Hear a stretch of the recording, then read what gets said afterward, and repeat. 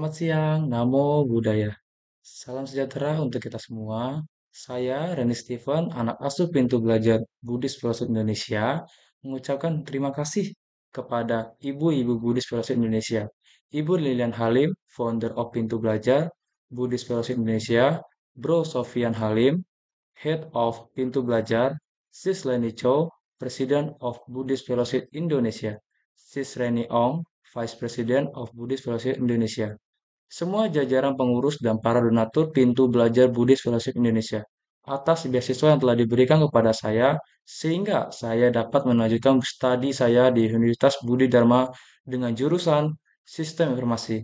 Semoga ilmu yang saya dapatkan bermanfaat bagi masyarakat, bangsa, dan negara. Indonesia tercinta. Terima kasih. Halo, selamat siang Bapak Ibu dan teman-teman semuanya, para sahabat Buddhist Fellowship Indonesia. Selamat siang, apa kabar? Salam sehat dan salam sejahtera buat kita semuanya. Saya Leni, Presiden dari Buddhist Fellowship Indonesia, mengucapkan selamat datang dan selamat bergabung di channel YouTube Live-nya Buddhist Fellowship Indonesia.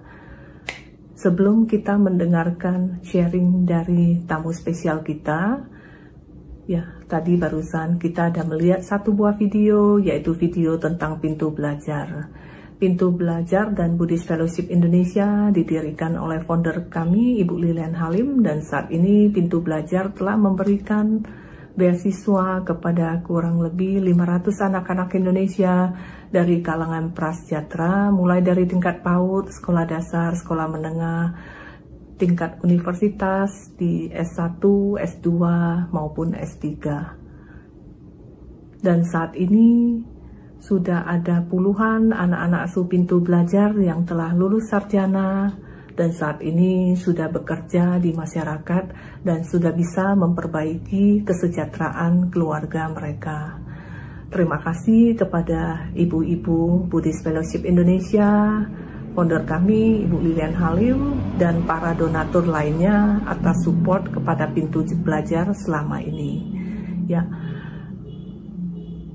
kepada Bapak, Ibu, dan teman-teman semuanya, para sahabat Buddhist Fellowship Indonesia yang tergerak hatinya untuk mensupport program charity dari Buddhist Fellowship Indonesia, Pintu Belajar, nanti bisa menghubungi sekretariat untuk informasi lebih lanjut.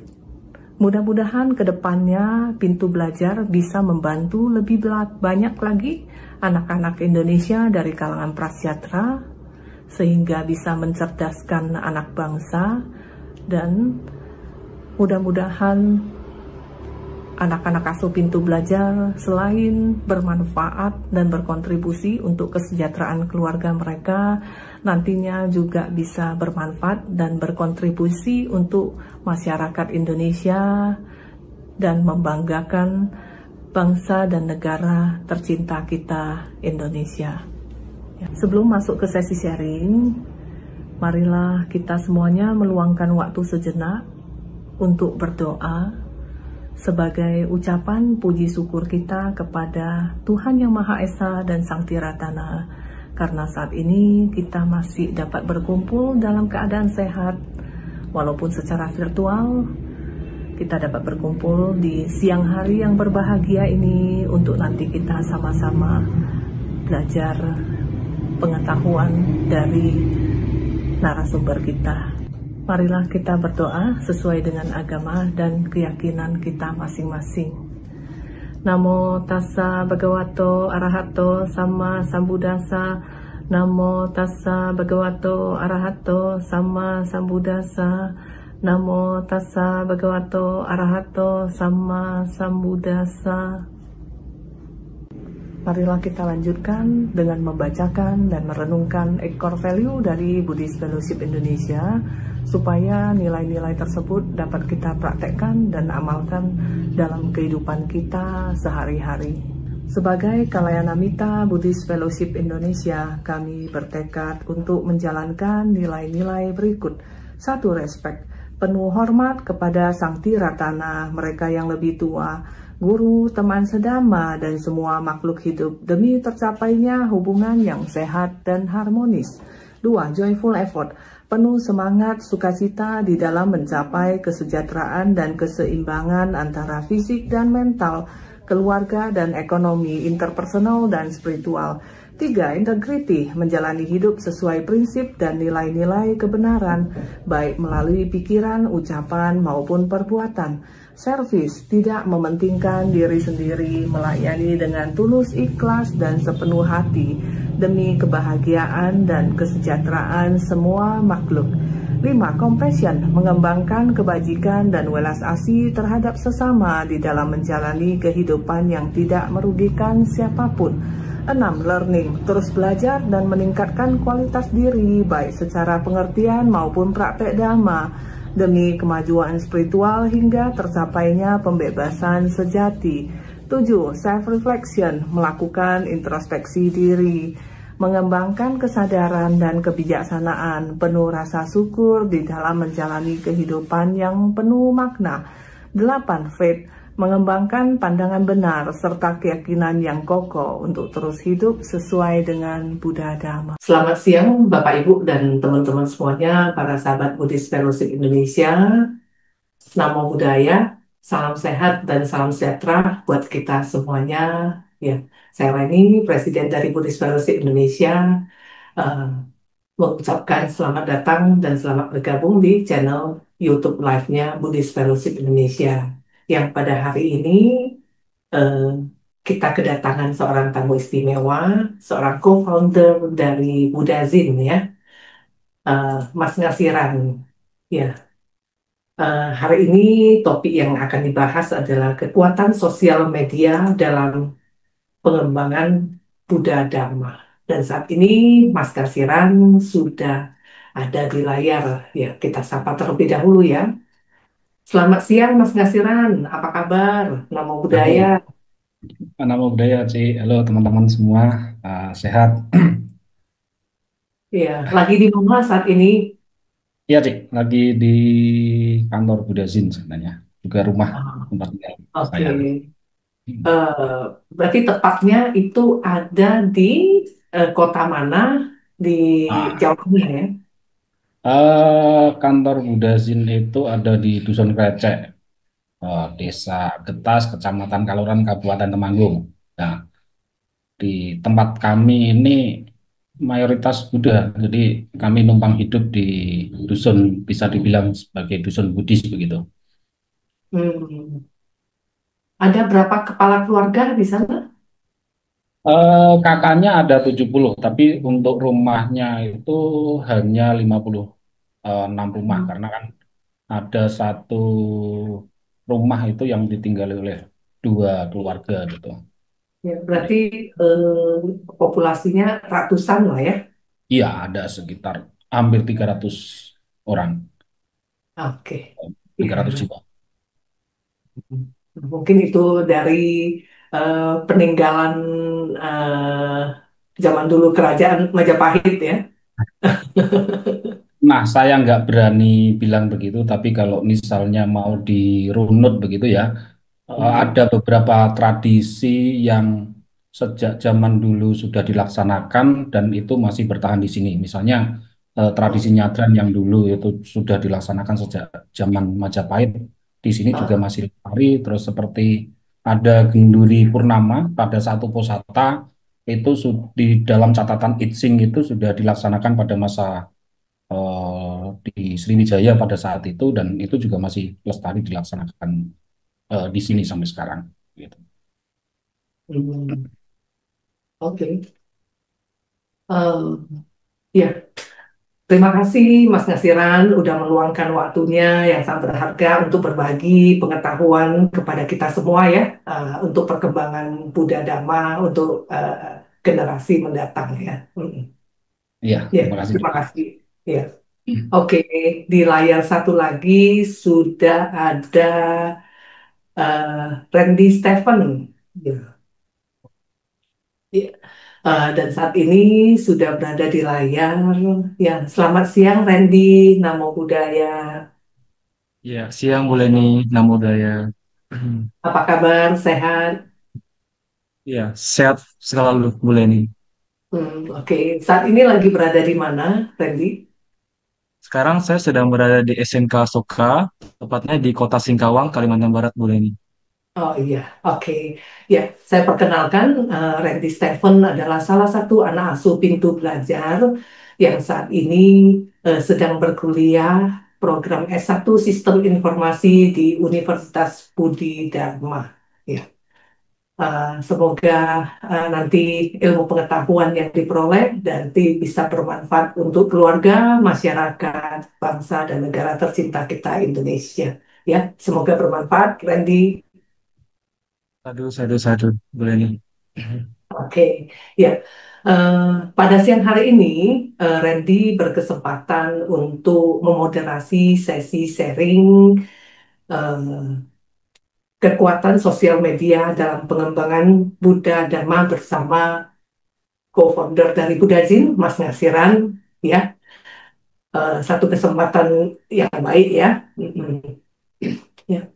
Eh, Baiklah, untuk menghemat waktu, ya kita persilakan Mas Nasiran dan Randy untuk bisa memulai sesi sharing ini dan nanti ada sesi Q&A. Nah, Bapak Ibu dan teman-teman nanti bisa bertanya ya. Kemudian hmm, sebelum mulai, mungkin Randy bisa membacakan sedikit profil singkat dari Mas Nasiran. Ya, terima kasih. Waktu dan tempat kita persilakan. Thank you. Baik, terima kasih kepada Ibu Leni Chow dan juga Buddhist Fellowship Indonesia atas kesempatan yang telah diberikan kepada saya untuk menjadi moderator pada kesempatan kali ini. Sebelum pembicaraan kali ini tentang memaparkan materi tentang kekuatan sosial media dalam pengembangan Buddha Dhamma, perkenankan saya untuk membacakan profil pembicara supaya kita lebih mengenal beliau. Baik, Bapak Ngasiran adalah CEO, founder Buddhazine.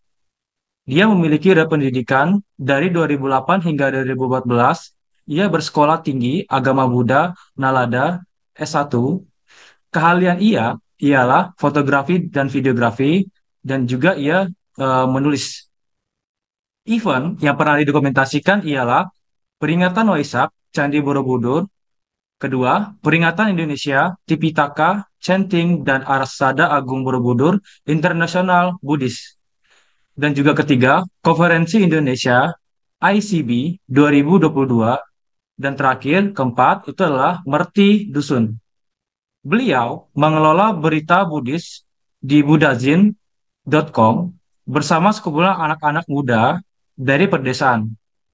Dalam Buddhazine, anak-anak muda ini tak hanya mengelola media, akan tetapi juga bekerja pada ruang-ruang produktif seperti dokumentasi, organisasi event, produksi konten, dan juga pengembangan seni budaya. Demikian profil singkat dari Bapak Ngasiran. Sekarang tibalah waktu yang ditunggu-tunggu untuk kita semua mendengarkan sharing dengan topik kekuatan sosial media Dhamma dalam pengembangan Buddha Dhamma. Baik, waktu dan tempat saya persilakan kepada Bapak Ngasiran. Terima kasih. Baik, terima kasih Mas Randy Stephen dan juga teman-teman dari Buddhist Fellowship Indonesia.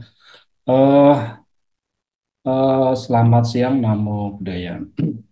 Nah, eh, mungkin ini lebih ke sharing ya dan sharing ini saya tidak mungkin berbicara soal teori tentang media, tapi lebih ke apa yang selama ini sudah kita lakukan di Budasin. Terus kami mencoba untuk membuat materi presentasi ini tentang perkembang apa kekuatan media sosial dalam perkembangan agama Buddha. Nah, ini juga eh, seperti apa yang sudah kami jalankan Buddhazine itu sejak tahun 2011 dan kami mencoba untuk membuat liputan mengamati perkembangan agama Buddha kemudian mempublikasikan apa yang kami amati dan kami liput di terutama di perdesaan begitu ya. Nah, eh Sebelum masuk ke sana, saya ingin apa namanya ini apa memotret perkembangan awal agama Buddha. Nah, eh, kenapa kita membuat apa namanya membuat ini perkembangan awal agama Buddha? Ini bukan perkembangan kami lebih melihat setelah pada awal-awal kebangkitan agama Buddha begitu ya. Pada saat itu kami mencoba untuk mencari data terutama dari berbagai sumber di umat Buddha Perdesaan. Boleh lanjut ke slide selanjutnya. Nah, ini kami coba dari apa yang sudah kami mencoba melakukan liputan di umat Buddha terutama di perdesaan gitu. Perkembangan awal agama Buddha itu tidak lepas dari peran media. Ini beberapa temuan kami begitu ya, terutama saat saya dan teman-teman itu melakukan liputan di Jepara. Di Jepara itu awal-awal perkembangan agama Buddha pasca apa namanya pasca pasca kemerdekaan itu sekitar tahun 1960-an, tahun 66, sekitar 65 gitu awal kebangkitan agama Buddha. Seperti di Temanggung, di Banyuwangi, di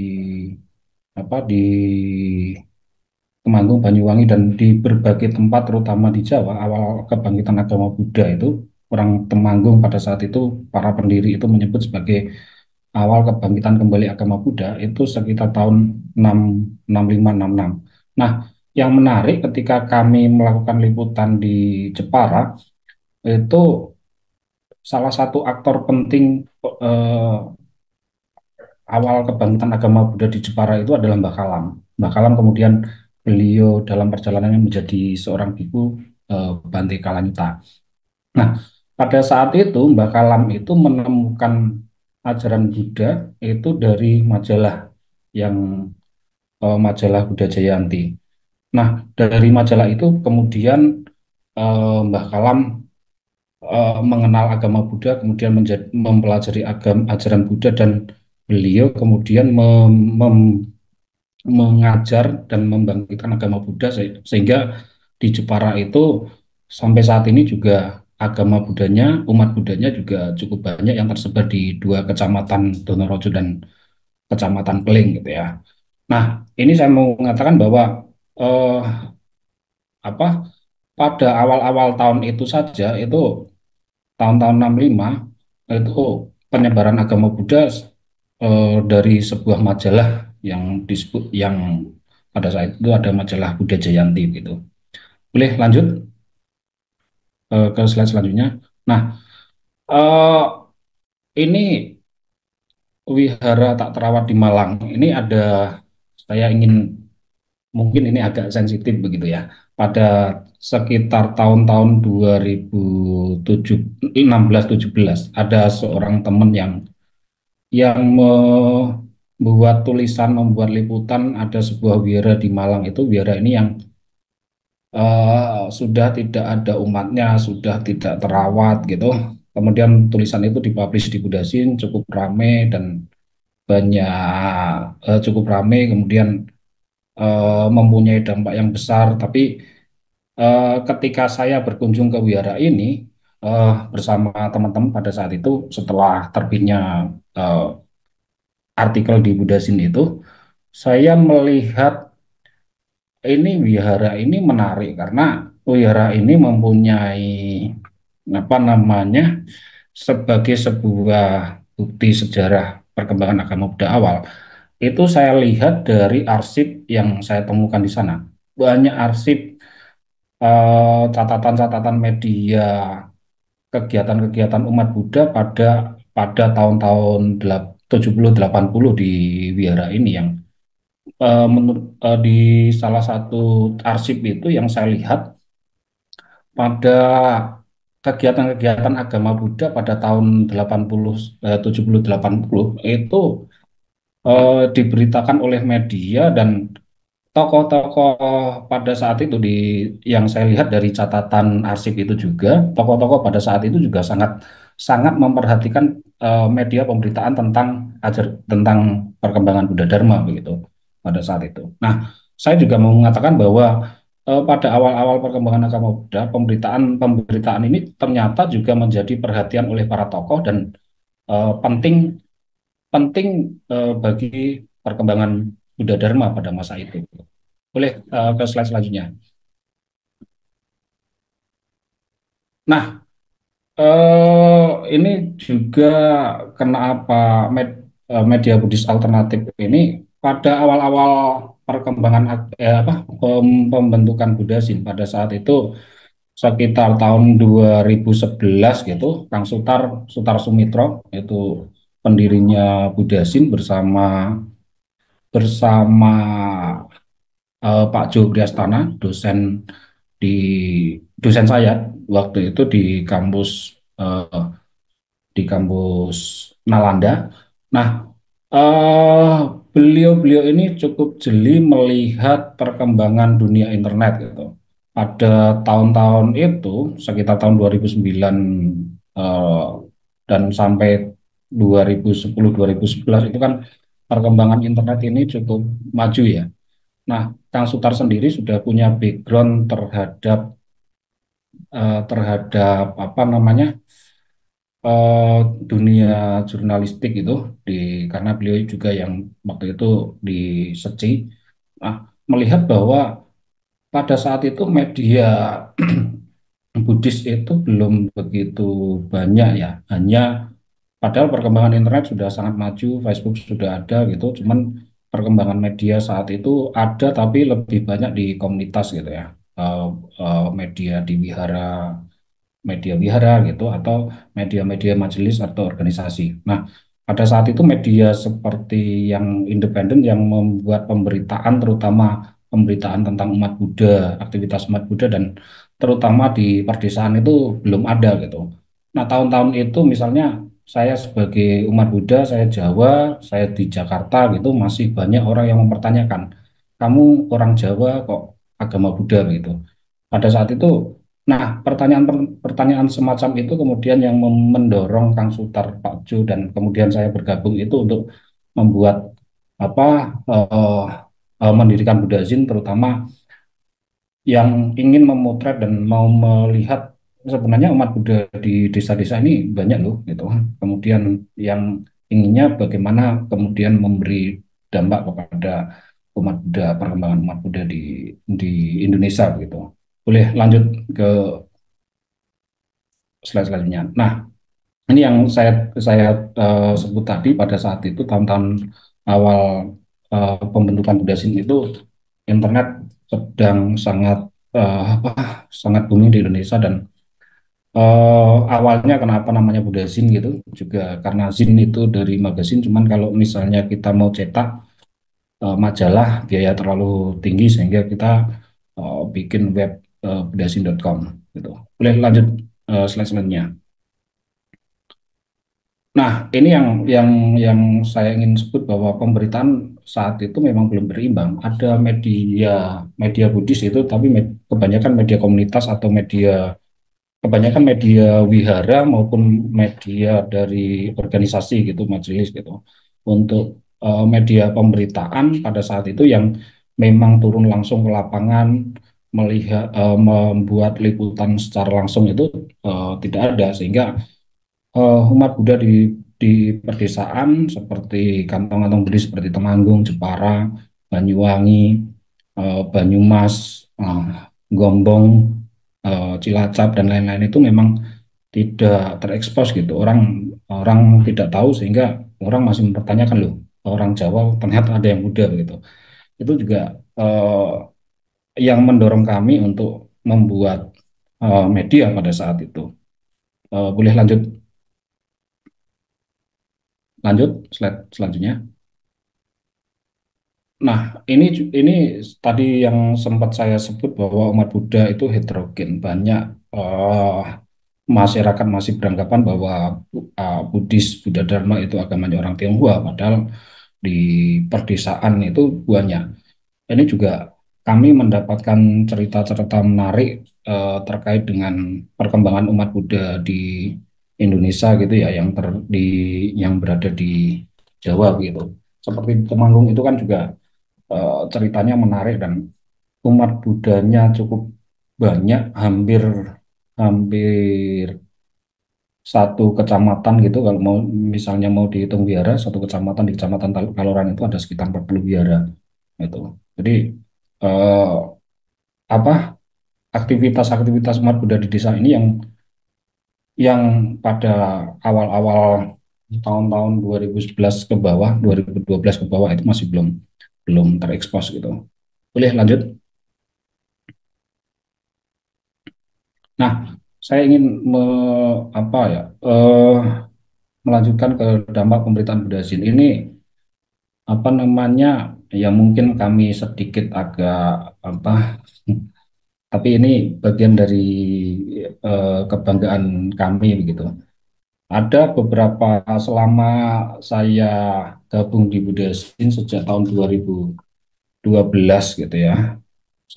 Setahun setelah berdirinya Budasin itu saya merasakan eh, apa namanya pemberitaan-pemberitaan yang kami tulis itu apa yang kami beritakan ini ya mungkin ini juga sebagai apa namanya eh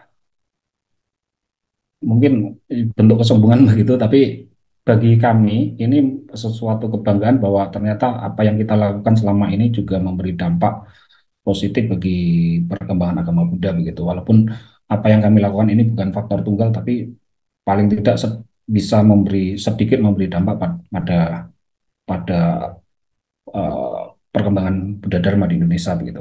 Boleh lanjut. Nah, ini ini adalah artikel perayaan Waisak di desa di Wonosobo di salah satu biara di Temanggung. Jadi di Temanggung Barat itu ada satu dusun, satu desa namanya Desa Cemara. Di sana ada umat Buddhanya. Terus umat Buddha eh, di sana pada saat itu pada tahun 2016 kami pertama kali ke sana itu ya umatnya tinggal sedikit gitu, wiaranya masih sangat sederhana gitu. Kemudian kami mulai datang ke sana berkunjung bersama pemuda Buddhis, terus kami melakukan membuat artikel, membuat apa namanya publikasi eh, artikel tentang umat Buddha di dusun ini dan lama-lama banyak orang yang datang, kemudian wiaranya mulai direnovasi dan puncaknya sekitar tahun-tahun 2000, saya lupa tahunnya 2017 kalau nggak salah, umat Buddha di sana membuat peringatan Waisak yang sangat besar yang dihadiri oleh umat Buddha dari berbagai daerah yang eh, ini mungkin menjadi momen yang sangat spesial bagi umat Buddha sini sekaligus kalau nggak salah sekaligus peresmian wihara pada saat itu. Jadi apa yang kami beritakan sejak hampir beberapa tahun sebelumnya itu seperti memberitahu orang, kemudian orang pada datang dan eh, melakukan pembinaan juga di wihara ini, umatnya juga semakin banyak ikut aktivitas, banyak orang juga yang berkunjung di sini, itu wiharanya juga semakin bagus begitu. Ini mungkin memang bukan faktor tunggal, tapi eh, ada sedikit dampak dari pemberitaan yang kami lakukan di wihara ini gitu. Boleh lanjut. Nah, eh ini juga salah satu wihara di daerah Teraji gitu. Kami datang ke sana membuat liputan, terus wiharanya pada saat itu kondisinya plafonnya pada bolong gitu. Dan tidak lama setelah kami melakukan liputan, wihara ini kemudian direnovasi gitu. Boleh lanjut. Nah, ini menjadi salah satu kebanggaan kami gitu ya.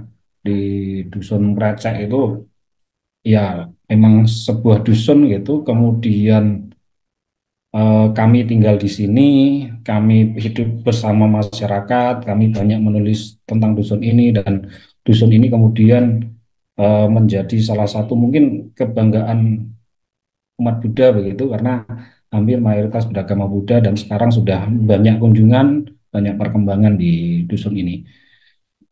Oh, itu boleh lanjut. Nah, kalau tahun 2023 itu juga apa namanya eh aktivitas tudung, pikul tudung yang diikut dari Thailand itu jalan kaki dari Thailand ke Borobudur itu begitu viral dan itu juga membuat apa namanya bisa dibilang sebagai promosi ternyata umat Buddha ini ada gitu dan pemberitaan tentang Biku Tudung itu juga sambutan masyarakat Indonesia itu juga sangat besar pada tahun 2023 pada saat itu dan ini juga kami merasa mempunyai sedikit andil untuk membuat apa namanya perjalanan tudung ini menjadi diketahui orang dan kemudian banyak sambutan positif bagi dari masyarakat Indonesia dan juga apa namanya perjalanan Biku Tudung itu menjadi sangat dikenal oleh masyarakat Indonesia gitu.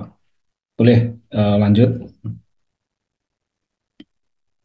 Nah, pada saat ini di mana media sosial itu sangat media itu sangat terbuka gitu ya. Setiap orang itu bisa menjadi apa namanya bisa menyampaikan sebuah informasi kepada masyarakat umum begitu. Jadi sekarang ini apa namanya media sangat terbuka. Jadi setiap orang itu bisa bisa bisa merekam sesuatu, bisa menyampaikan sesuatu, barangkali apa yang kita sampaikan itu bermanfaat bagi orang lain gitu.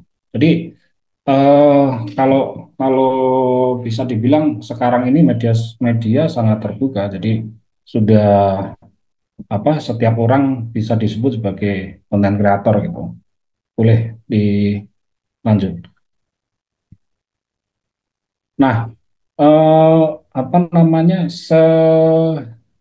sepengalaman saya selama mengelola Budazin, kemudian pada saat apa seperti media seperti Budazin itu juga ternyata harus mengikuti perkembangan zaman, perkembangan teknologi begitu ya. Pada awal-awal awal-awal Budazin didirikan sampai sekitar tahun 2018 itu kami fokus, saya sendiri fokus di apa di pembuatan liputan artikel. Jadi lebih ke bentuknya liputan tulisan gitu di web gitu.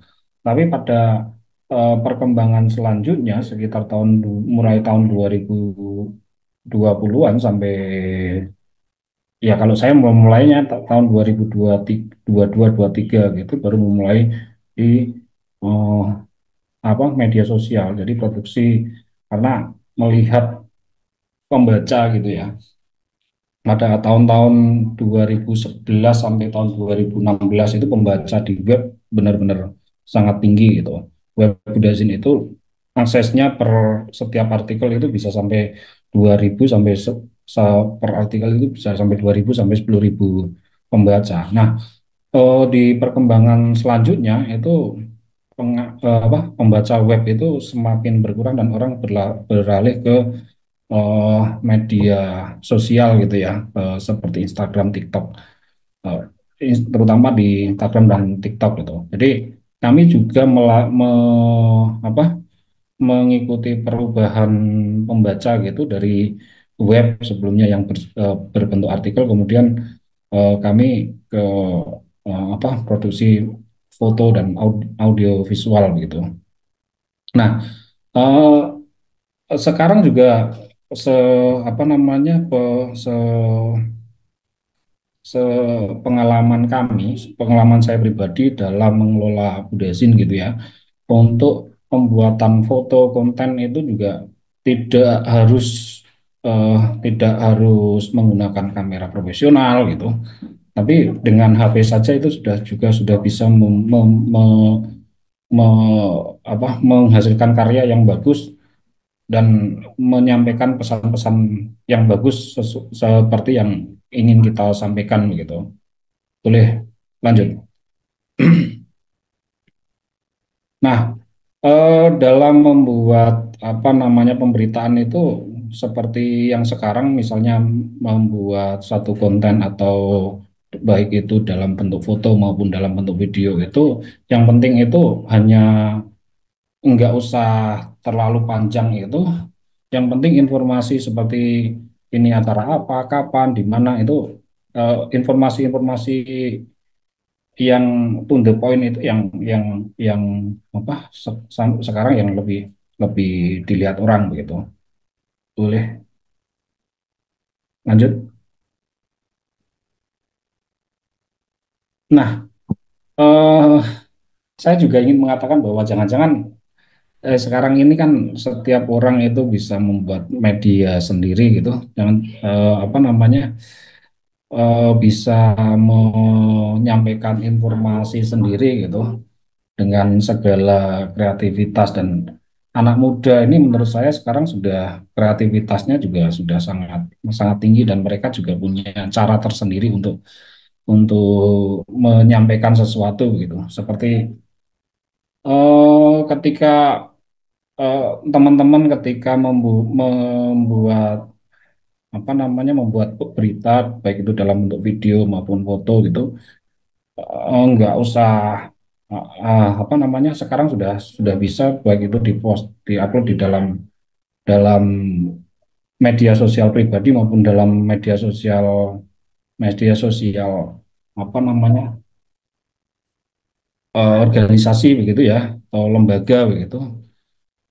Eh, Hanya hal-hal sederhana seperti ini, tidak usah terlalu ribet, tidak usah terlalu jelimet, apalagi sekarang sudah ada apa namanya AI itu ya, itu juga bisa sudah sekarang sudah sangat sangat membantu untuk membuat ide-ide atau ide-ide tentang konten atau tentang sesuatu yang ingin kita sampaikan gitu.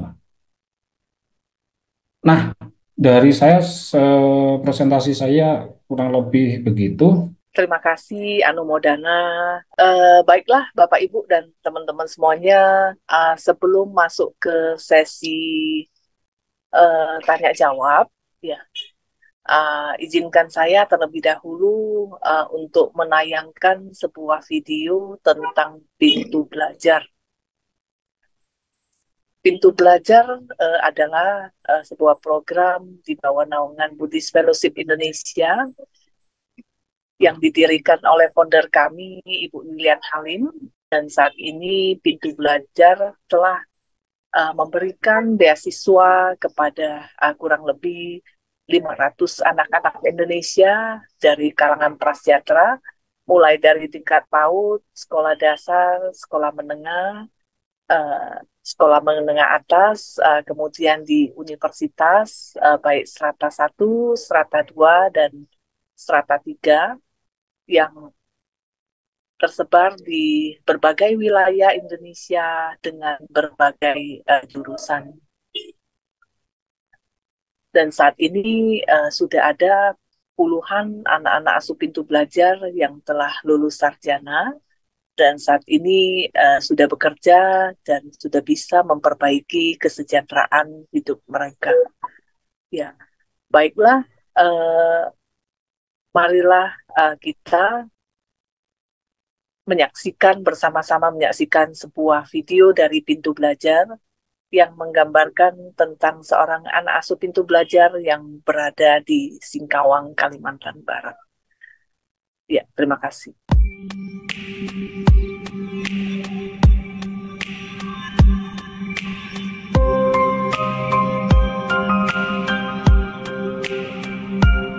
Nama saya Verlia, saya mempunyai 9 saudara. Saya dari 9 saudara itu saya yang terakhir, hanya cuma saya saja yang sekolah.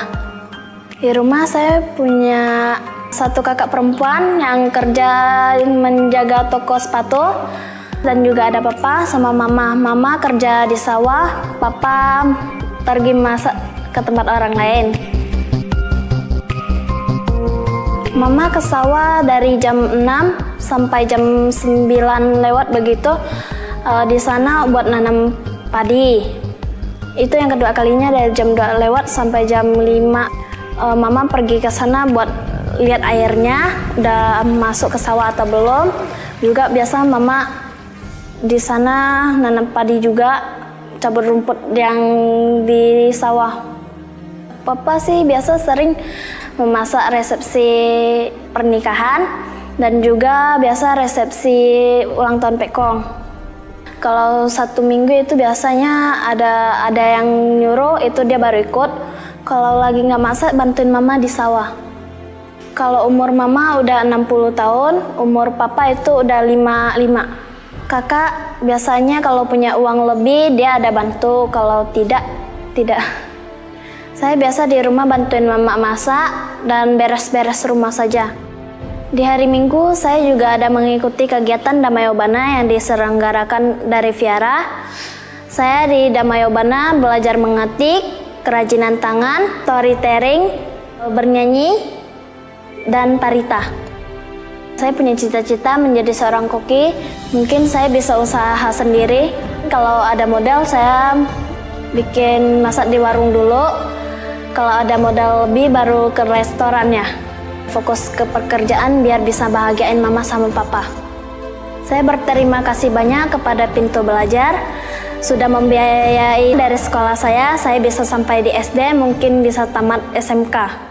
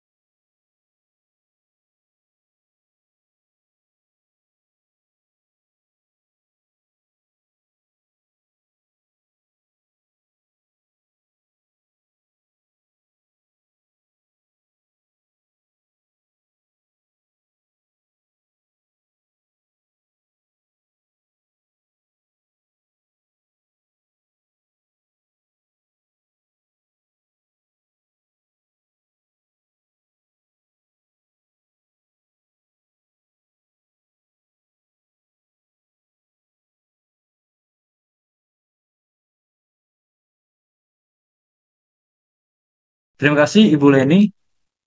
Sekarang tiba waktunya kita untuk masuki sesi tanya jawab. Sebelum membacakan pertanyaan dari teman-teman yang berada di YouTube, saya ada beberapa pertanyaan kepada Bapak Ngasiran. Baik, yang pertama ialah biasanya kita sering melihat kutipan dhamma atau potongan-potongan ceramah viral di TikTok atau juga di Instagram biasanya.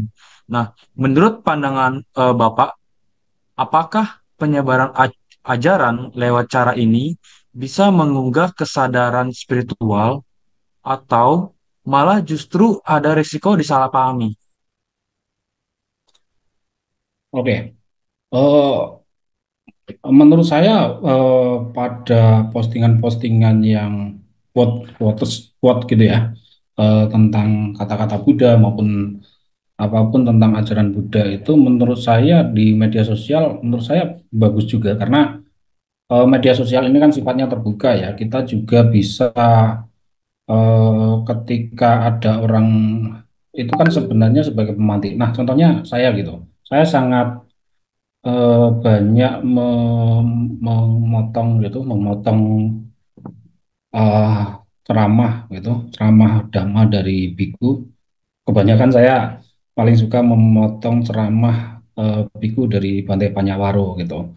Nah, tetapi potongan-potongan ceramah yang saya posting itu di baik di TikTok maupun di Instagram itu saya cantumkan sumber dari ceramah lengkapnya gitu. Jadi eh, orang akan terpantik, orang akan dari postingan kita, orang akan melihat itu, kemudian menimbulkan rasa penasaran dan mereka akan mencari ceramah utuhnya gitu. Jadi itu hanya sebagai pemantik, dan menurut saya karena memang di media sosial itu seperti TikTok, YouTube itu kan konten-konten yang kita sajikan kan nggak bisa panjang ya. Eh, dan lebih efektif itu memang di bawah 1 menit gitu. Jadi itu hanya sebagai pemantik saja, orang ketika mau mendengarkan ceramah lengkapnya itu bisa melihat di YouTube gitu, di sumber lain gitu. Begitu sih. Oke, baik, terima kasih atas penjelasannya, Bapak Penghasiran. Saya Hmm, punya pertanyaan berikutnya lagi. Untuk ya. pertanyaan selanjutnya ini, yaitu hmm, kadang-kadang kita melihat akun-akun Buddhis yang followernya itu mungkin belum terlalu banyak. Padahal isi-isi postingannya atau reelnya itu bagus-bagus.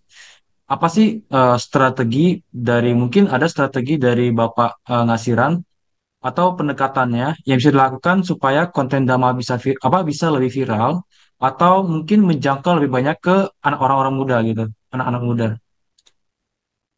Nah, eh se apa se sepengalaman yang saya lakukan ketika mengelola Budazin ya, terutama di Instagram dan TikTok itu ada beberapa hal yang apa namanya yang membuat apa yang kita unggah gitu bisa menjangkau banyak orang gitu. Eh, yang pertama itu konsistensi ya. Budasin sendiri itu mulai fokus di pengelolaan Instagram maupun di ya, TikTok gitu ya. Itu sekitar tahun 2023. Itu saya sendiri dulu kan memang banyak menulis di artikel gitu ya, di web. Kebanyakan di web, saya nggak pegang di Instagram. Nah, karena perubahan dari pembaca itu sekarang sudah banyak berpindah ke media sosial yang sifat bentuknya lebih ke audiovisual gitu. Saya mulai ikut mengelola memegang Instagram itu sekitar tahun 2023, 2022 akhir sampai 2023 gitu. Pada saat itu follower Brasil itu baru belum 15.000. Untuk pada saat itu belum 15.000 karena memang fokus kita bukan di media sosial tapi lebih di web gitu. Sejak itu ketika kita konsisten untuk mengunggah apa namanya eh, mengunggah konten di media sosial mulai naik. Nah, kenaikan itu bisa kita rasakan pada saat event-event tertentu. Ketika Waisak gitu, engagement di media sosial Buddhis itu ketika Waisak itu pasti tinggi. Itu. Terus apa namanya? Saya nggak meneliti, tidak apa namanya, tidak mencari informasi lebih jauh, tapi lebih ke memang pengalaman yang yang saya lakukan ketika mengelola Budasin gitu ya. Itu eh apa eh di konsistensi itu menjadi penting, terus kemudian di momentum, terus di pada momentum itu terkait termasuk eh, apa namanya media sosial Buddhis itu pasti naik ketika ada event besar seperti Waisak, terus ITC kemarin dan lain-lain, terus kayak kolaborasi gitu. Nah, misalnya itu juga juga sekarang itu kan di Instagram itu kan apa fitur di kolaborasi itu kan juga sangat ini ya. Nah, itu bisa menjadi salah satu ini apa namanya karena ketika kita kolaborasi itu kan terutama kolaborasi dengan akun-akun besar itu konten kita juga eh, ikut apa engagement dari follower dari eh, yang kita ajak kolaborasi gitu. Itu sih beberapa hal yang selama ini kita lakukan di Budasin. Baik, terima kasih Bapak Ngasiran atas jawabannya. Baik, saya bacakan pertanyaan-pertanyaan yang ada di kolom komentar di live YouTube ini. Pertama, kita ada pertanyaan dari Nindi Arista. Nama budaya, izin bertanya, bagaimana media sosial dapat digunakan tidak hanya untuk menyebarkan ajaran, akan tetapi juga untuk memperhatikan nilai-nilai Buddha Dharma dalam kehidupan sehari-hari. Seperti itu.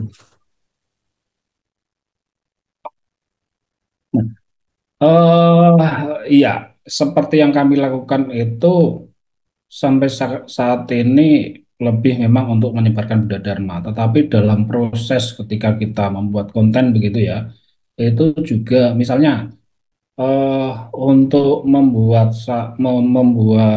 satu konten itu kan juga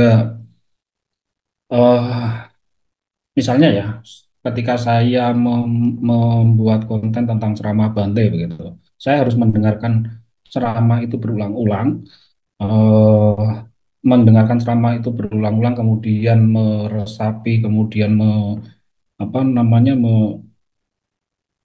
meresapi itu, kemudian juga memikirkan itu gitu. Nah, dalam proses itu saya rasa juga membuat saya pertama saya akan mengerti dari sisi ajaran yang disampaikan oleh Bante itu. Nah, karena semakin seringnya saya juga secara otomatis eh, apa yang saya pelajari, apa yang saya dengarkan itu secara otomatis juga paling tidak sedikit membuat saya mempraktekkan itu, membuat apa yang saya pelajari itu menjadi pengingat ketika saya eh, ketika saya ada pikiran buruk misalnya, itu juga membuat ajaran itu menjadi pengingat saya untuk oh tidak melakukan itu begitu. Bagi saya itu sih. Jadi dalam satu proses kita membuat karya sesuatu itu akan, apalagi terkait dengan ajaran Dharma, menyampaikan sesuatu ajaran Dharma itu paling tidak saya harus mengerti, saya harus mempelajari, saya harus mengerti, dan paling tidak itu menjadi apa namanya menjadi rem saya ketika harus mengingkari nilai Dharma yang yang saya buat begitu. Begitu sih jawaban saya. Semoga bisa dipahami. Baik, terima kasih Bapak Hasiran. Berikut juga ada pertanyaan dari saudara kita di YouTube, itu adalah Jovarel, nama budaya. Izin bertanya, bagaimana cara membedakan ajaran Dhamma yang asli dan dengan yang tidak, yang telah disalahartikan dalam media sosial? Seperti itu, Pak.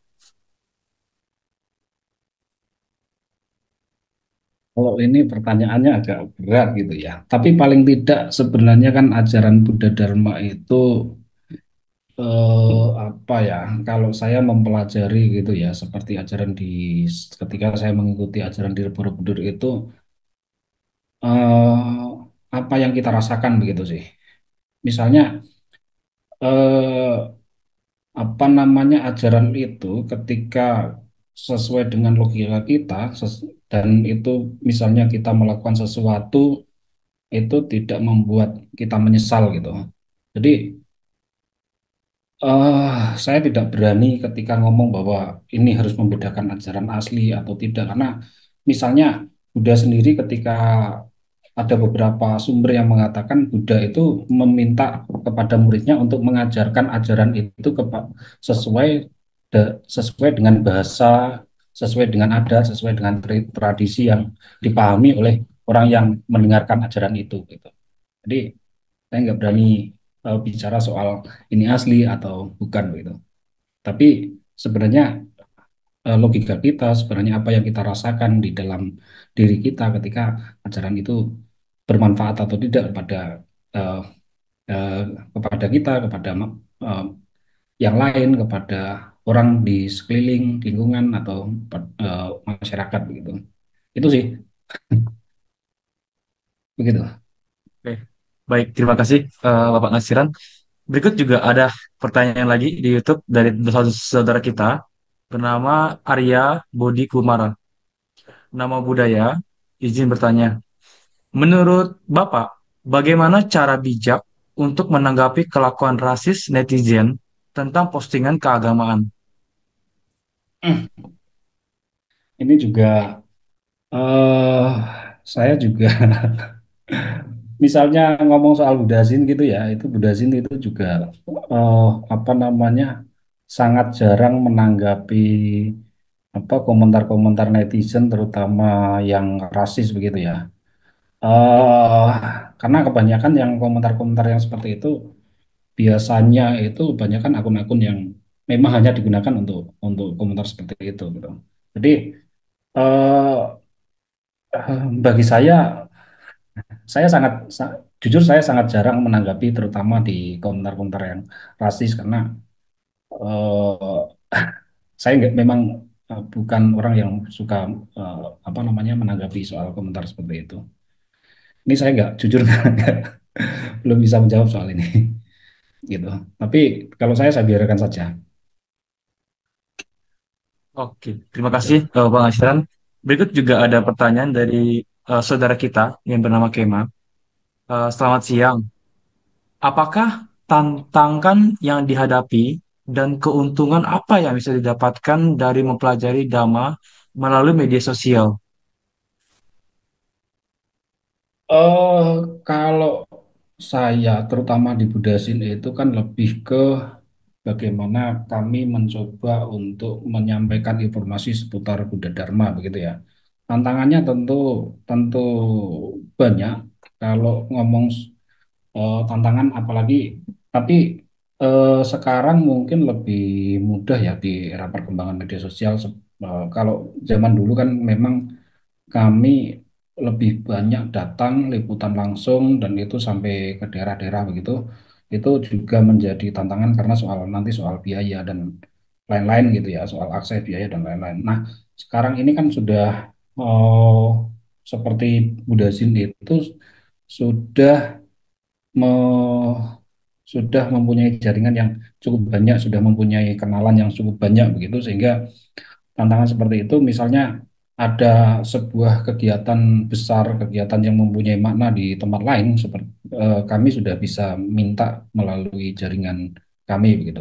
Seperti sekarang ini ada peringatan Asada di Candi Jiwa gitu. Kami sudah komunikasi panitia dan kami akan mendapatkan materi liputan tanpa harus datang ke sana begitu.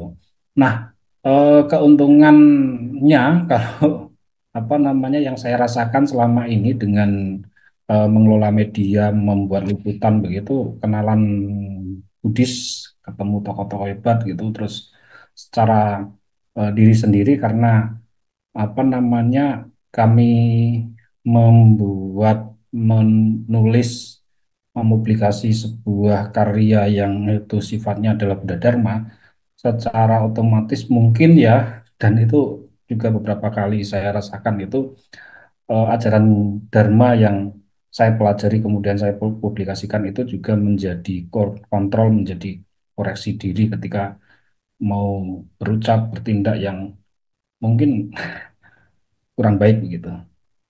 Itu sih kalau dari jawaban saya seperti itu.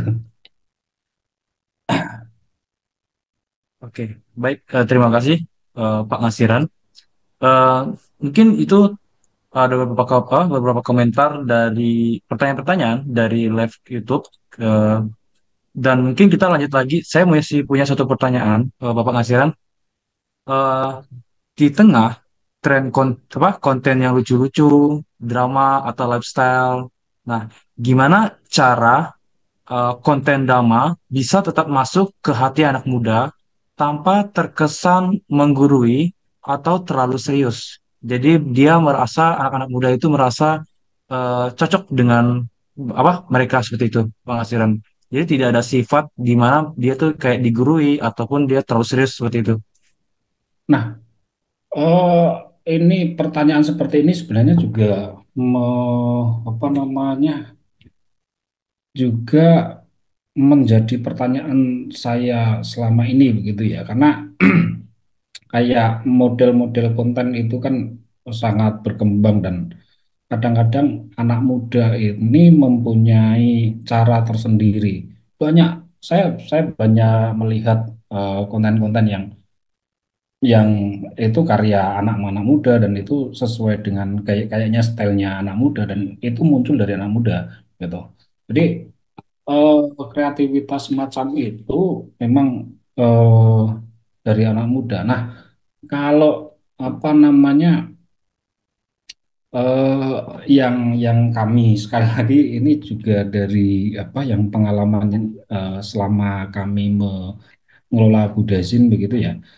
eh Apa namanya kalau konten-konten kami itu kan sifatnya memang berita berita sebuah apa kegiatan begitu juga banyak konten-konten Buddha Dharma yang memang dari ajaran-ajaran baik dari Sutta maupun dari buku-buku ulasan tentang Buddha Dharma maupun dari ceramah Bante gitu ya. Nah, saya sendiri seperti Buddha Zin itu memang karena rata-rata dikelola oleh anak-anak orang-orang yang jujur sudah tidak muda lagi seumur saya ke atas. Jadi kadang-kadang kami juga butuh sentuhan dari anak muda yang memang dia mengikuti apa namanya mengikuti media sosial, mereka juga itu sesuai dengan jiwanya mereka begitu. Jadi bagian ini saya masih masih apa namanya masih pengen Budasin ini masuk seorang anak muda yang mempunyai kreativitas di bidang media sosial gitu. Jadi pengen merekrut orang kalau ada yang seperti itu, gitu. Oke, baik. Eh, Demikian, tadi semua pertanyaan sudah disampaikan oleh audiens yang ada di YouTube, serta semua terjawab semua. Terima kasih atas jawab penjelasan dan wawasan yang baru kita buat itu semua, Bapak Ngasiran. Lalu selanjutnya, kita akan, waktu selanjutnya, saya serahkan kepada Ibu Leni. Terima kasih.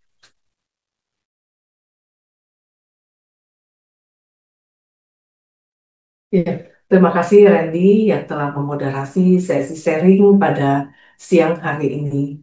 Ya, terima kasih Mas Ngasiran yang sudah berbagi pengetahuannya tentang sosial media eh, kepada kita semua di siang menuju sore hari ini. Terima kasih Anu Modana. Ya.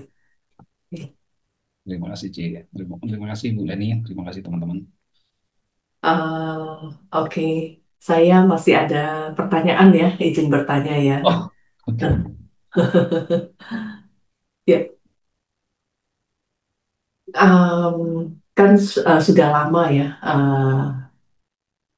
ibaratnya belajar dan terjun langsung sebagai praktisi media ya. Ah, nah, em, kita tahu di media sosial itu ya, apalagi kalau di apa namanya di media sosial, apalagi ada kolom komentar ya. Nah, di umum lah yang biasa kita lihat di Detik atau di mana gitu ya. Mungkin kita tidak eh, membicarakan platform media sosialnya ya.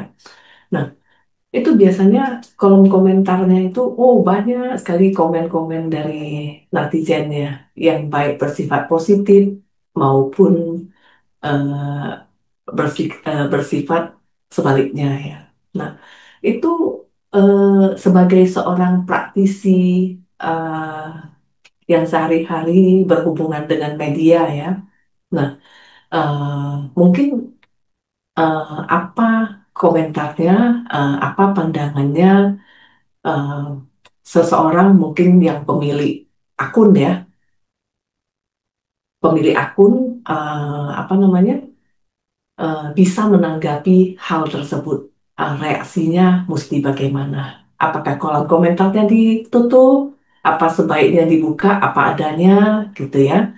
Nah, itu eh, mungkin bisa bermanfaat ya buat banyak orang ini pandangannya. Terima kasih. Baik, Ci. Eh, Sama kayak media lain, terutama di kayak Budazin itu juga komentarnya cukup sangat beragam gitu. Dari sisi mungkin ya dari sisi apa namanya semakin banyak yang komentar, semakin banyak yang menanggapi itu secara engagement, secara jangkauan engagement medianya memang sangat apa namanya sangat tinggi begitu ya karena banyaknya komentar terutama komentar negatif itu menimbulkan apa namanya perdebatan dalam konten itu yang membuat engagement di konten itu akan sangat tinggi gitu. Nah, dari sisi apa namanya kami ketika membuat apa namanya membuat konten dan ketika itu mendapatkan respon negatif dari karena ini memang apa Budasin itu kan media Buddha Dharma media agama begitu ya, media yang fokus pemberitaan tentang Buddha Dharma gitu ketika itu komentar itu sudah ke apa namanya mengarah ke rasis memang kebanyakan kami blokir atau kami tutup di di apa kalau sudah memang mengarah mengarah ke hal-hal yang seperti itu ya, itu kita tutup di kolom komentar maupun kita blokir akun yang seperti itu, karena kebanyakan akun-akun yang komentar seperti itu yang mengarah ke rasis gitu, ke menyerang pribadi, itu kan akun-akun yang eh, memang khusus biasanya dibuat untuk komentar seperti itu gitu. Nah, eh di beberapa apa namanya di kalau itu sudah menyangkut ke pribadi, misalnya ya, saya pernah satu suatu ketika itu membuat liputan di acara Indonesia TV Taka Centing. Ini mungkin orangnya juga nanti akan kalau menonton gitu ya, di Indonesia TV Taka Centing.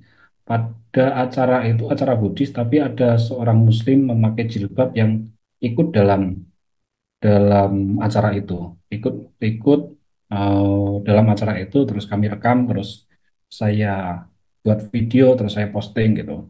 Nah, eh, nggak lama, mungkin setengah jam setelah saya posting itu banyak komentar, banyak yang mempertanyakan ibu ini segala macam gitu. Akhirnya saya arsipkan postingan itu. Saya arsipkan itu karena pertimbangan dua hal. Yang pertama, eh, saya saya takut si ibu ini akan diserang di banyak komentar negatif kepada ibu ini. Yang kedua, saya takut dengan eh, apa namanya dengan postingan ini yang ini akan berimbas pada penyelenggara acara gitu.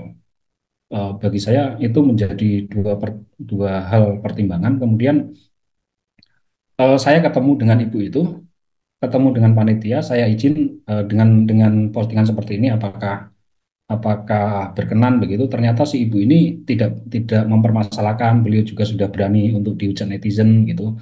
Terus apa namanya, saya juga tanya ke panitia, nggak masalah itu. Akhirnya saya buka dan saya membuat postingan tentang ibu ini, dan bahkan wawancara ibu ibu ini untuk wawancara ibu ini, dan saya publikasi. Dan eh, ternyata setelah saya wawancara, videonya saya publis, eh, netizen tahu bahwa ibu ini mengikuti acara ini dengan pandangannya seperti ini, dengan alasannya seperti ini. Orang akhirnya terbuka dan komentarnya menjadi positif gitu.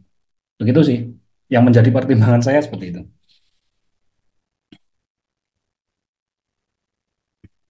Ya, terima kasih uh, atas penjelasannya.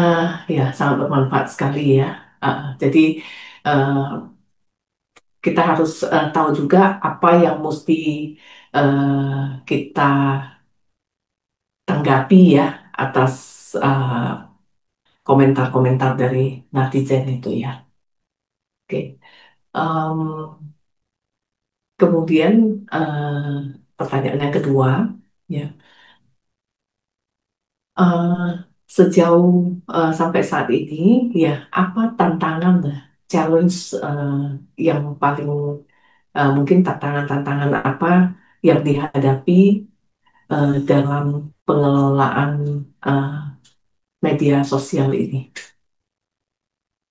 yang berkaitan dengan media lah ya, termasuk menulis. eh, Video dan konten-konten di sosmed ya, bisa aja melalui TikTok, Instagram, web, dan lain-lain. Apakah hacker atau bagaimana gitu? Ya. Oke, tantangannya itu kayak misalnya mengelola media itu kan bekerja pada ruang-ruang kreatif begitu ya. Itu salah satu tantangan yang kami hadapi, itu memang harus selalu upgrade pengetahuan dan harus menyesuaikan dengan perkembangan gitu ya, perkembangan baik itu perkembangan teknologi maupun perkembangan apa namanya eh perkembangan media gitu. Seperti yang kami lakukan pada awalnya, kita banyak di web, banyak menulis artikel, kemudian saya sendiri pada awalnya tidak tidak paham tidak bisa edit video, edit foto gitu. Akhirnya membuat saya harus berusaha untuk bisa melakukan itu gitu. Yang kedua itu apa soal di Buddhis, kalau ngomong soal Buddhis ini kan kadang-kadang masih karena banyaknya organisasi mazhab sektarian gitu, kadang-kadang ini menjadi tantangan tersendiri gitu ketika kita banyak melakukan liputan di salah satu organisasi, di salah satu mazhab itu juga ada ada komentar, ada ini pertanyaan dari mazhab lain gitu. Apalagi bagi kami Budasin yang memang dari awal bicara soal non-sektarian begitu ya, memang independen begitu. Yang ketiga mungkin soal ini ya, media seperti Budasin ketika kami harus liputan ke lapangan, datang dari ke tempat-tempat lain, apalagi kami tinggalnya di Temanggung, harus ke Jakarta, harus ke mana gitu.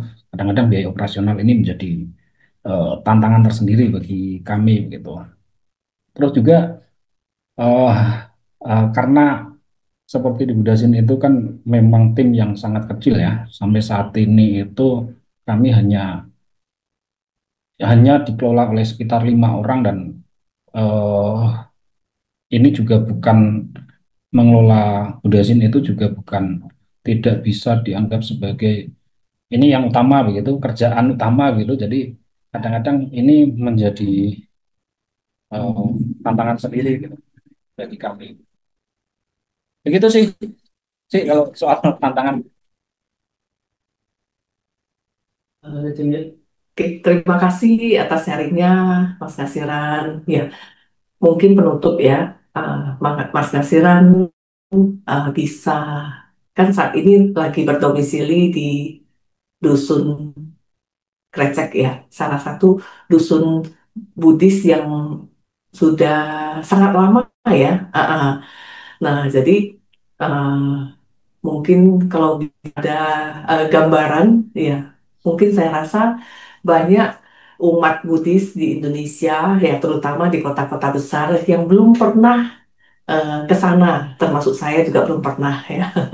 Jadi eh, mungkin bisa digambarkan sedikit suasana desa, kehidupan kekeluargaan, kehidupan bermasyarakat, dan mungkin majority mata pencarian penduduk di sana adalah mungkin bertani atau bagaimana. Mungkin bisa diceritakan secara garis besar ya. Mungkin nanti banyak teman-teman yang ingin wisata ke sana ya. Terima kasih. Ya, Dusun Raja ini berada di Temanggung ya. Hmm. Menjadi menarik karena mayoritas penduduknya beragama Buddha gitu. Mungkin menjadi apa namanya di Jawa Tengah tidak banyak, di Temanggung tidak banyak dusun yang seperti Dusun Recek yang suku Jawa, umat rata-rata beragama Buddha, mayoritas penduduknya sebagai petani, tetapi salah satu yang menarik di Dusun Recek itu tradisi dan budayanya yang masih lestari begitu ya. Jadi masyarakat di Dusun Recek itu masih memegang tradisi dan budaya leluhur seperti banyak tradisi-tradisi yang masih lestari seperti yang saya sebut di awal, ada Genduri Limolasan, ada Genduri Purnama gitu, Uposata, terus ada Nyadran. Nyadran Nyadran ini di Dusun Krecek sudah menjadi menarik karena sejak tahun 2019 kami bekerja sama dengan lembaga, dengan organisasi dari luar untuk memaknai nyadran gitu. Jadi eh, pada saat nyadran, kalau di tradisi Tionghoa itu seperti cengbeng gitu, ziarah kubur, itu di Dusun Recek kami menyebutnya nyadran perdamaian. Kami menambahkan narasi nyadran perdamaian sebagai apa namanya inovasi baru untuk memaknai nyadran gitu. Kalau mau dirunut dari belakang, nyadran itu kan memang berasal dari tradisi Buddhis, itu sudah dilakukan sejak berasal dari kata serada, sada, keyakinan, dan itu sudah dilakukan sejak zaman Majapahit waktu kalau nggak salah ini waktu Tribunat waktu ayah Prabu Ayambu, waktu ada peringatan 1000 tahun, kalau nggak salah Tribuana Tunggadewi gitu, membuat upacara srada gitu. Nah, tradisi ini masih dilestarikan di Dusun Recek dan mempunyai kaya dengan nilai tradisi, nilai budaya begitu, nilai apa gotong royong di masyarakat gitu. Jadi tradisi ini menjadi menarik. Nah, salah satu orang berkunjung ke Dusun Kaca itu juga dari karena adanya tradisi nyadran ini. Nah, kalau mau apa namanya, bahkan ada beberapa orang yang menyebut bahwa Krecek itu sebagai Borobudur, living Borobudur gitu. Jadi Borobudur yang hidup. Kalau kemarin ada teman-teman yang berkunjung itu memang belajar tentang Borobudur, berkunjung ke Borobudur, kemudian bertemu dengan masyarakatnya yang yang yang diimajinasikan sebagai ini rally rally Borobudur nih gitu. Jadi kurang lebih seperti itu. Kalau aktivitas kesehariannya masyarakat ya sama kayak di perdesaan pada umumnya ya bertani. Terus karena di sini mayoritas Buddha itu ada puja bakti setiap malam walaupun nggak banyak di wihara, juga ada puja bakti Anjang Sana kayak dari puja bakti keluarga gitu. Bergiliran dari rumah ke rumah gitu. Terus di peringatan-peringatan hari besar gitu, Waisak gitu biasanya dari berbagai biasanya dipusatkan di sini untuk Temanggung bagian timur gitu. Ya, seperti itu kalau teman-teman mau berkunjung monggo, tempat Buddha Sin ada di Dusun Receh. Itu saja Cici.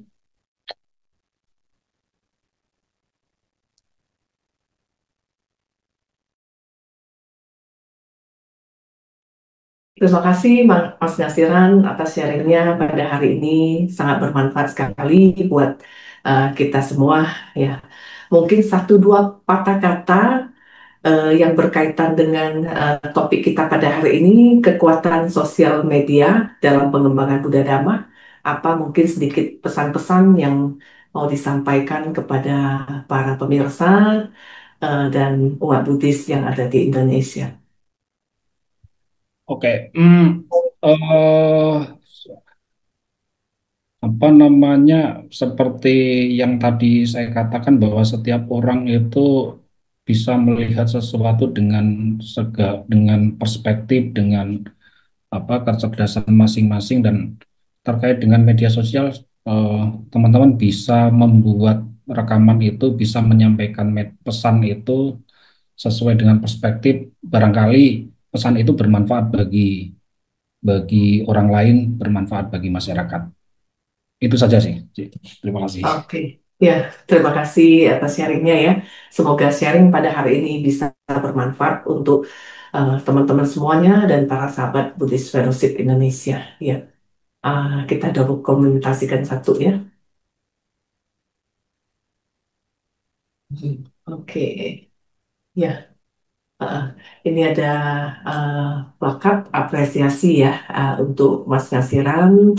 Kita serahkan secara virtual terlebih dahulu ya. Nanti mungkin Oke, Ci. eh, apa pas pada saat yang pas kalau kita undang ke sini nanti bisa kita serahkan ya. Oke.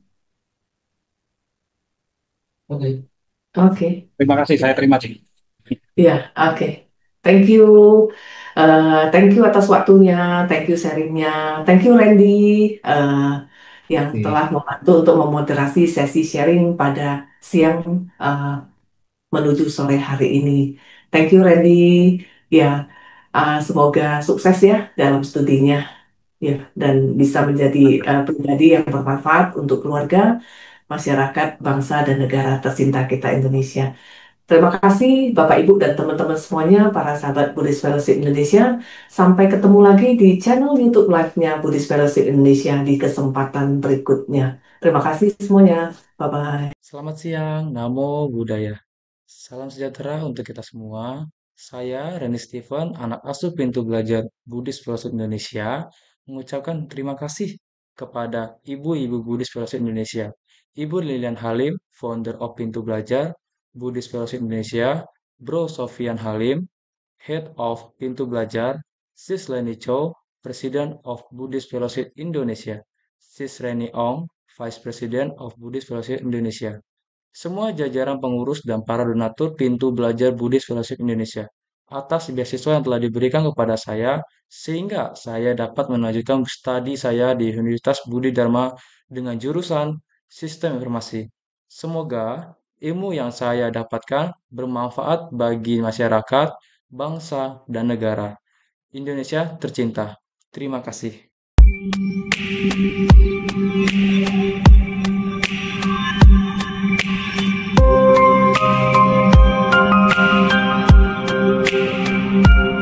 Nama saya Verlia, saya mempunyai 9 saudara. Saya dari 9 saudara itu saya yang terakhir, hanya cuma saya saja yang sekolah. Di rumah saya punya satu kakak perempuan yang kerja menjaga toko sepatu, dan juga ada papa sama mama. Mama kerja di sawah, papa pergi masak ke tempat orang lain. Mama ke sawah dari jam 6 sampai jam 9 lewat begitu, di sana buat nanam padi. Itu yang kedua kalinya dari jam 2 lewat sampai jam 5. Mama pergi ke sana buat lihat airnya udah masuk ke sawah atau belum. Juga biasa mama di sana nanam padi juga, cabut rumput yang di sawah. Papa sih biasa sering memasak resepsi pernikahan dan juga biasa resepsi ulang tahun Pekong. Kalau 1 minggu itu biasanya ada yang nyuruh, itu dia baru ikut. Kalau lagi nggak masak, bantuin mama di sawah. Kalau umur mama udah 60 tahun, umur papa itu udah 55. Kakak biasanya kalau punya uang lebih dia ada bantu, kalau tidak. Saya biasa di rumah bantuin mama masak dan beres-beres rumah saja. Di hari Minggu saya juga ada mengikuti kegiatan Damayobana yang diselenggarakan dari Viara. Saya di Damayobana belajar mengetik, kerajinan tangan, storytelling, bernyanyi, dan parita. Saya punya cita-cita menjadi seorang koki. Mungkin saya bisa usaha sendiri. Kalau ada modal saya bikin masak di warung dulu. Kalau ada modal lebih baru ke restorannya. Fokus ke pekerjaan biar bisa bahagiain mama sama papa. Saya berterima kasih banyak kepada Pintu Belajar sudah membiayai dari sekolah saya bisa sampai di SD, mungkin bisa tamat SMK.